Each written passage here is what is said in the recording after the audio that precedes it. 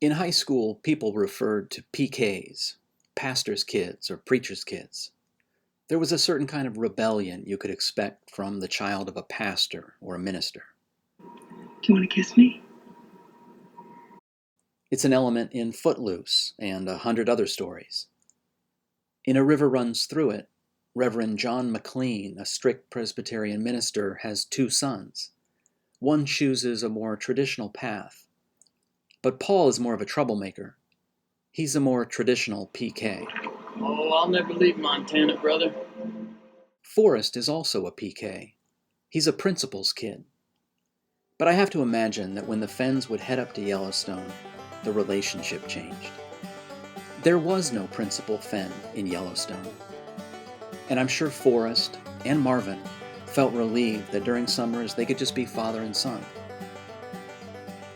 Even if you don't believe the treasure chest is anywhere near Yellowstone, you can still acknowledge the meaningful place it holds in Forrest's heart. Forrest spent every summer there until he joined the Air Force. Today we're looking at the Yellowstone chapters, 6 chapters that cover Forrest's wonder years. Say, for example, someone, not a searcher, were to ask you about this topic. Maybe your spouse opened up your browser and saw something about Forrest and Yellowstone and asks about it. So you give them the rundown. Here's a list I made for this hypothetical. Now maybe your list would look a little different, but I imagine you would have most of these things for your 1-minute overview. But here's the surprising thing. Do you know how much of this comes from the Yellowstone section of the memoir? This. Does he mention rivers? Only as a place to find agate for marbles, and as part of the landscape in Lewis and Clark. Does he talk about fishing? Not really. When Skippy lands the plane on Hebgen Lake, they mention a nearby fisherman, and when he and Donnie head out to look for Lewis and Clark, they take fly rods but don't use them. The pictures fill in the gaps a little, and Flywater, later on, will fill in the gaps too. But most of what we know about the Fenn family at Yellowstone and Forrest's enduring love of that region comes from outside the Yellowstone section. Forrest's mother's maiden name was Simpson. The Simpson family owned and operated Simpson's Cabins on the western edge of the national park. In fact, their business was on Boundary Street. The Fenn family would drive up to Yellowstone every summer to spend time with the Simpsons, but the Fenns didn't stay in their cabins. They camped at Fishing Bridge inside the park. Imagine living in a tent with your family all summer. Here's an article from 1954 featuring none other than fishing phenom Marvin Fenn. It says the Fenns first went up to Yellowstone on their second wedding anniversary, which would have been 1928. Skippy was born July 25th of that year, so I'm not sure how they swung that. It says at first they camped with a group of teachers. Now Coach Concy's presence makes more sense. Eventually the Fenns bought a lot, built a cabin, and added rooms. After a bit, Marvin realized his in-laws had a pretty good thing going with their cabin camp business, so Marvin started his own. Over time, they acquired several freestanding cabins to rent to tourists and called it Fennhaven. Marvin even sold his own flies out of their home in Temple. Forrest must have seen his father tying flies, boxing them up. He must have taken out some ad space somewhere, and I can imagine him occasionally receiving checks in the mail for like 80 cents. I like to think of Marvin Fenn teaching his children to fish. Returning to West Yellowstone, he would have made regular visits to the seasonal fly shop downtown that was owned by legendary fisherman Don Martinez. Martinez was celebrated as one of Northwest Fly Fishing Magazine's pioneers and legends. Marvin Fenn and Don Martinez were the same age and might have known a few of the same people from Chicago. Marvin attended college in Chicago. Martinez opened his store in 1932, and later Forrest manned the shop when Martinez was out. Dale Neitzel's 2016 spring interviews are outstanding for this period. There's one specifically on Yellowstone, and there are a number of great scrapbooks too. Let's look at the structure of the book and see the Yellowstone chapters in context. The chapters leading up to this section are about a young man who has his first taste of independence. Surviving myself on the surface is a sweet remembrance of family rituals, spelling out more precisely what it was like to be comfortably in the middle of this loving family. But look closer and you see a restless preteen discovering the imperfections in his family and yearning to venture beyond. In gypsy magic, distant trains beckon Forrest. Gypsies are synonymous with wandering, with freedom, answering to no one. He watches, mesmerized from the sidelines. The back and forth between Temple, Texas and Yellowstone began when Forrest could barely walk, but he structured the narrative so all the Yellowstone chapters are lumped together. Once we get to the Yellowstone chapters, there's hardly a mention of Temple in the rest of the book. Likewise, from here on out, there's seemingly no parental oversight. Teachers and parents don't seem to exist in this space, like in a novel where being orphaned is glamorized. Bosses show up, however, as authority figures. Forrest told us he wasn't interested in formal education, so we don't talk about school anymore. We know he attended high school, and we know he got his diploma, but our storyteller isn't interested in any of this. He leaves his entire high school career out of the story. Our narrator says, "What matters now happened in Yellowstone." Now he does link this section to the previous section by referencing his school life a handful of times in the first few sentences, and he reminds us that he's got his own curriculum. In the second paragraph, we're reminded that in the background of all these stories, our country is at war.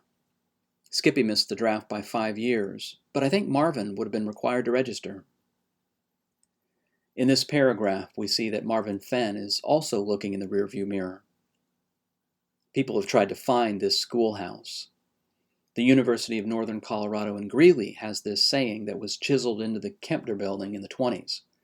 But this is not in Wyoming, and the Kempner building is not a one-room schoolhouse. As far as I can tell, the exact location is lost to us. The title is all wrong for this chapter. Nothing happens in Yellowstone in this chapter. We don't really see evidence of love for this place. The title, however, works more as an introduction to the whole section, and the body of the chapter is also introductory. It contains transitional content as Forrest moves from one realm to the other. We also have an interesting link in this paragraph where Forrest, out of the blue, is talking about his father getting a nicer car and how insecure that makes him feel. There's a touch of Holden Caulfield here with that TMI inner voice. And it doesn't make sense until you realize that the next chapter, our first real chapter in the section, is about rejection. In the Totem Cafe caper, we have two parallel stories. In the first, he's selling papers. He sneaks a break. His boss shows up and fires him, although he fails to grasp exactly what's going on. He cries and then later is comforted by his mother. In the second story, he's scrubbing dishes. He sneaks a pie.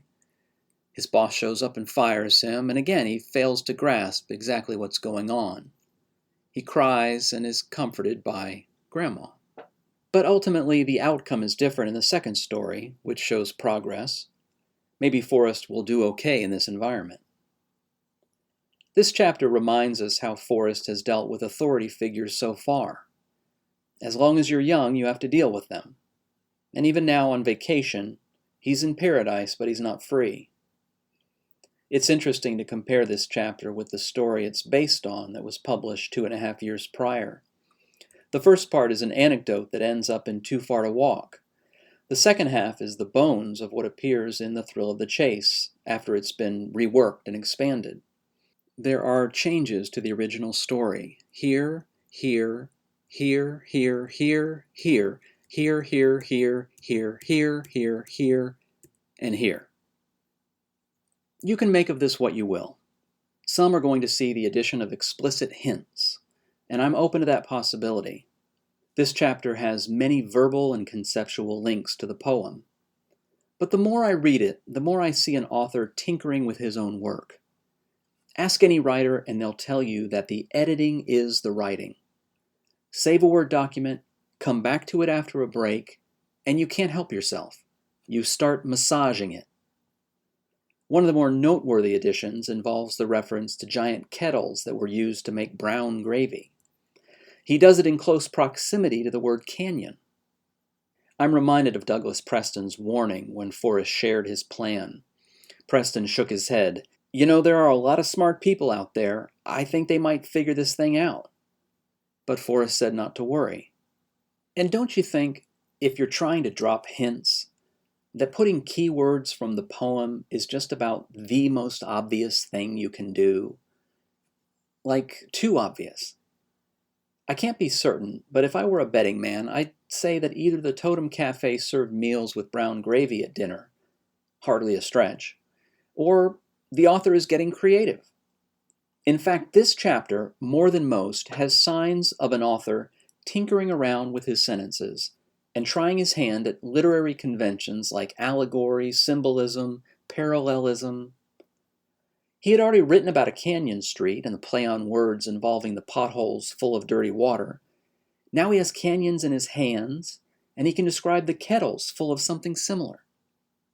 Forrest also changes up names, which is a hallmark of classic literature going back to Shakespeare. Salinger executes this beautifully in Catcher in the Rye because you don't notice most of them right away. They lodge in your brain and they speak to your subconscious. The name can describe the person, or even better, the name can describe deep feelings the protagonist has about the person, whether they know it or not. Forrest tries his hand at this, changing Mary to Grandma to strengthen the parallel of receiving comfort from his own mother, and he changes Fred to Frosty so we can explore the metaphors involving temperature. We might be surprised that he chooses this story to tell. Maybe he included this first to demonstrate narrative movement toward freedom. There's no more mention of working after this chapter. Yellowstone is a place Forrest associates with his brother. He's prominent in 3 chapters. This makes sense considering their ages.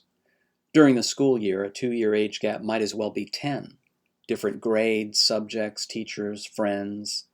Older siblings occasionally deign to give their younger siblings a crumb of kindness, but for the most part they lead separate lives. Not so during these summers away. You might be your only companions for weeks on end. This can be heavenly for a younger sibling who looks up to their big brother. Once again, we have parallel stories: failure to make a helicopter and success landing a plane. The first is a short anecdote set in Temple, and our narrator tells us that, which reinforces that we're in the Yellowstone section. He just wants to tell this story first because it leads in nicely to the main one.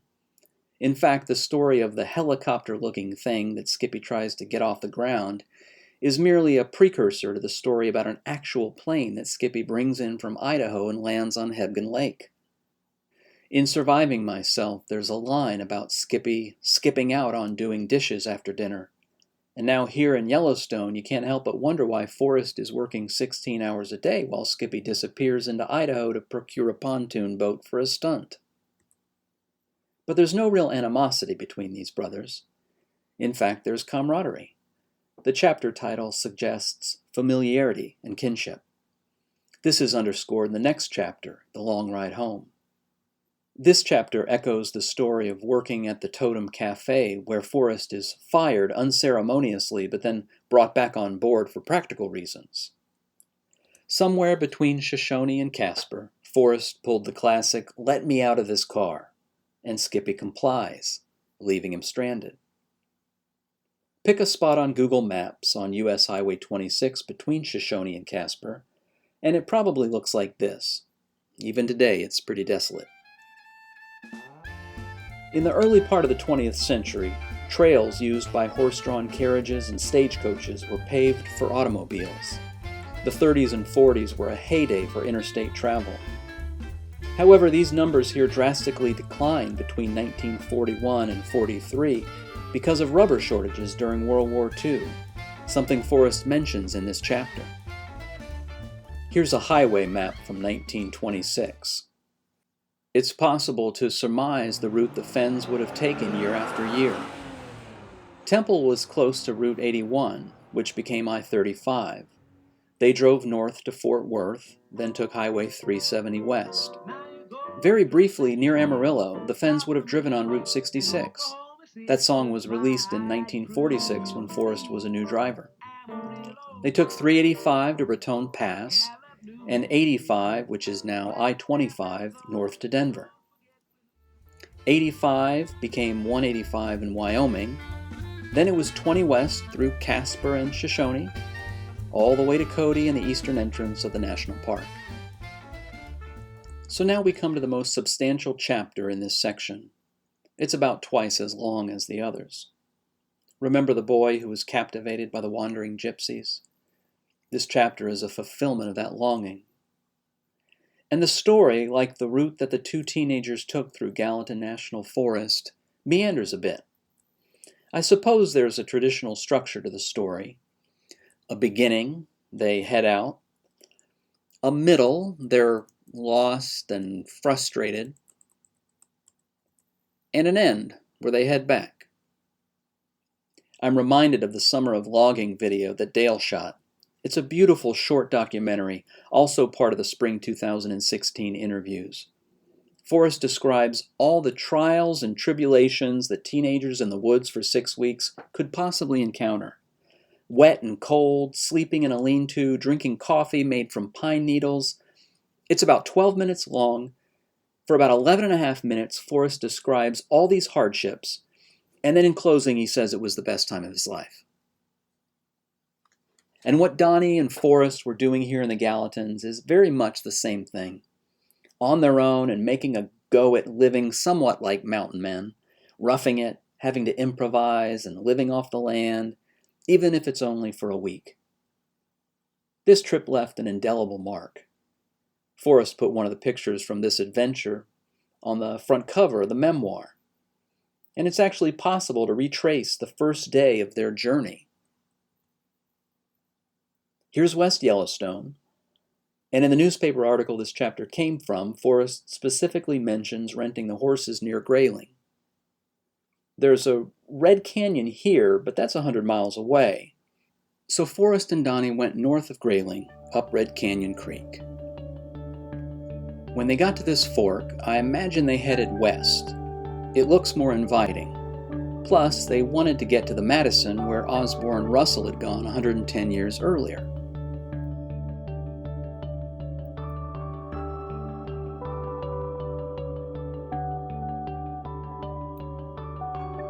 Although the exact route is unknown, you can figure out where they ended up on their first afternoon. That's Kirkwood Ridge in the background that Lightning's left ear is pointing to.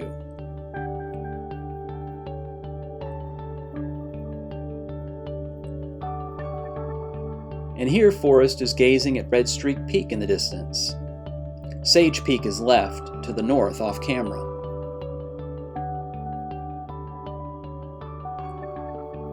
Both of these pictures were taken in the same spot, and I think our boys were right about here. These last two chapters have much in common. Both describe a sojourn with a male companion at a time when you're young and carefree, the kind of adventure that bonds you. And you laugh about it the rest of your lives, despite the hardships. Those often make the best parts of your story. Forrest and his brother traveled 1,600 miles across 5 states, and he says it was a turning point in their relationship. They never fought again. Before cell phones and GPS, young Forrest and Donnie got lost in the woods together for a week. Getting lost was kind of the point, and Forrest has taken the sights and sounds and smells from that trip with him everywhere he's traveled since then. In The Long Ride Home, the author steps back from the narrative and mentions that his brother is no longer with us. He does the same thing at the end of Lewis and Clark. Both men are gone, but the memories of these great trips live on. And perhaps it's for this reason that Forrest structured the narrative to end with one more legendary story, to suggest that Skippy and Donnie live on forever in these pages, and in Forrest's memory. The story is straightforward, and almost unbelievable. The boys attach a heavy marine rope to Skippy's car, attach the other end to a 2,000-pound buffalo, then provoke it, because Well, did you know the adolescent brain is not yet fully developed? The plural in the chapter title is nice. We've seen progress in the last few chapters as far as relationships, particularly Forrest's relationship with his brother. Each member of the group plays a role, and they're presented as equals.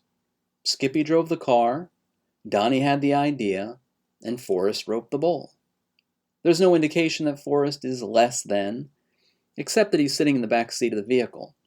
However, by the end of the story, he's in the front seat. So we've seen progression as far as Forrest's role in these stories. In My Brother Being Skippy, Forrest is an observer. In The Long Ride Home, Forrest is an assistant. And in Buffalo Cowboys, he's a partner.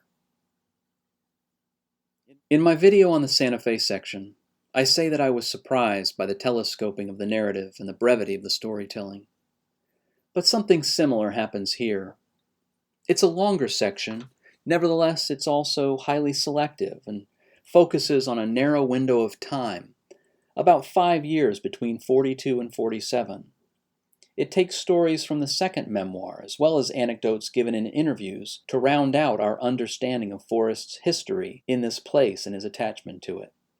Flywater, written with an entirely different POV, refers to things that happened when he was probably not yet 10, as well as his feelings about marriage and growing old and even death. It fills in some of the historical details, but it mainly lets you know that his being in love with Yellowstone has endured. You can't help but contrast the Yellowstone and Santa Fe sections. They're quite different, and not just in general terms. The voice in the Santa Fe chapters is confident and circumspect, even as he's navigating brand new territory in the art business. But in the Yellowstone chapters, the voice is youthful and nostalgic. Likewise, there's a marked difference in tone. Much of this is due to the fact that our narrator is a teenager in the Yellowstone section, whereas in the Santa Fe chapters, he's married, a father, a retired pilot, a business owner, and somewhere in there he celebrates a 50th birthday. Two very different stations in life, and this comes through on every page. I do wonder about the melancholy that pervades the Santa Fe chapters. We have references to death in the Yellowstone section, but it's never morose. These are fond memories told by a man looking back with great nostalgia and love for these people and places. That nostalgia and love, in my opinion, doesn't resonate in the Santa Fe chapters. Although I hasten to add there's plenty of that in Too Far to Walk. As far as motifs in this section, the Yellowstone chapters don't seem too concerned with big ideas or showing how this section relates to other sections. These were Forrest's wonder years. It's a wistful stroll down memory lane. In the Santa Fe chapters, however, we have a deep exploration of one of the memoir's most important motifs, the value of experiential learning over and against academic training. I suppose the motif is in the background of the Yellowstone chapters, by implication, but in the Santa Fe chapters it's front and center. In the section we've looked at today, our storyteller is not interested in describing the beauty and grandeur of Yellowstone. There's nothing about any of the famous landmarks, hardly a word about the scenery. Yellowstone is setting and little more. It is perhaps a symbol of what he craved in our previous section: independence, going barefoot, few rules, trying adulthood on for size, working jobs and having adventures where parental authority doesn't figure into the equation. It's that great period of life where you're old enough to do adult things, but everything is provided for you, and you have a safety net. School doesn't exist in this realm. It's like in the preface where Forrest said, "My church is in the mountains." I think Forrest might also say, "My school is in the mountains." Forrest is a traditional PK, son of Principal Fenn, making D's and F's. But maybe those 3 months in Yellowstone every summer saved their relationship. Forrest was and is in love with Yellowstone. Those summers made a lasting imprint on the man. So much so that it seems the passage of time doesn't matter. A part of him is still on that road trip with his big brother. and heading off with Donnie to a destination unknown, just over the next ridge. I hope you enjoyed this video. Thanks for stopping by.